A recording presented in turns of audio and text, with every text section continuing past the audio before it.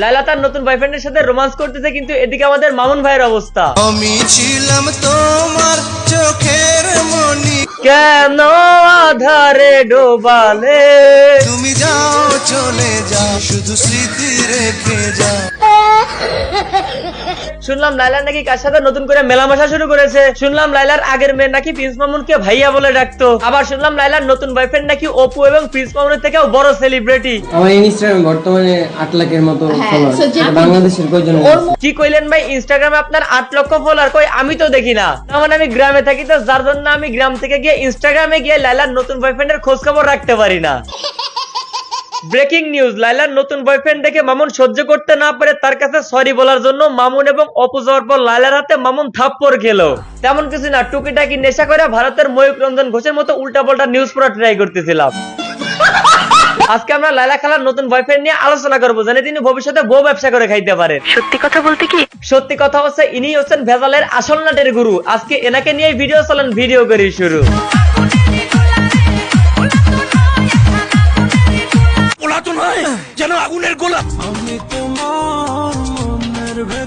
কি ভাই, মামুনের জায়গা দখল করে নিয়ে এখনই লুচ্চামি কথাবার্তা শুরু করে দিছো? মনের ভিতর ঢুকে কি করতে চাও? হ্যাঁ,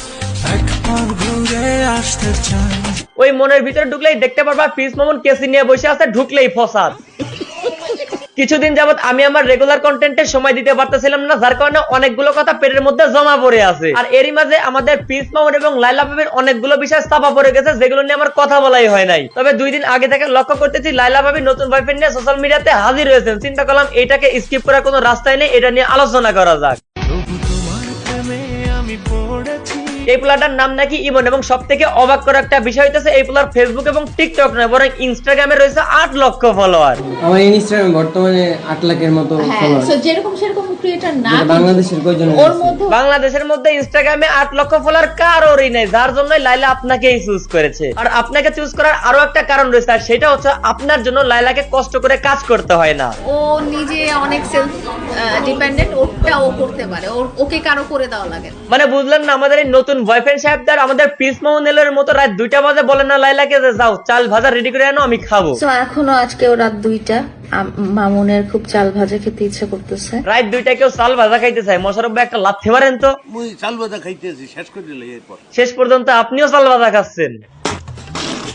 আজকে আমি অনেকজনের নামের একটা অ্যাপ নিয়ে কথা বলতেছি, যেটি সবচেয়ে বিশ্বস্ত বুকমেকার পিএস এবং সিরা অ্যাপের স্পন্সর। অন্যান্য অ্যাপের তুলনায় এখানে জেতার সম্ভাবনা অনেক বেশি। চলছে বিপিএল, এটি সমস্ত ক্রিকেট প্রেমীদের জন্য আপনার প্রিয় দলকে সমর্থন করা দুর্দান্ত সুযোগ। এই অ্যাপের মাধ্যমে আপনি সমস্ত লাইভ ম্যাচের ফলাফল সাথে কিন্তু সেই ম্যাচটি লাইভ দেখতে পারেন। সেছাড়াও স্কোরের ভবিষ্যৎ করে বাজি ধরতে